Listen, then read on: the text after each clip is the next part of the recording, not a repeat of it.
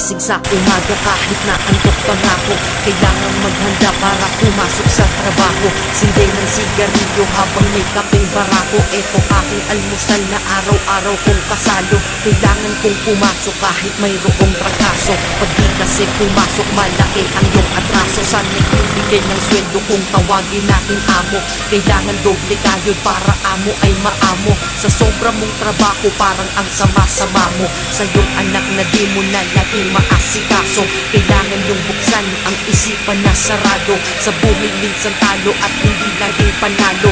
Wala kang aasahan, walang mamamalato. Pag di ka nagtrabaho, buhay mo ay lalalato. Kahit pagod ka na, ang sinasabi mo wala ka, mahirap ang mabuhay, anong magagawa ko? Kailangan mong magtrabaho upang mabuhay sa mundo. Hindi ka magsisisi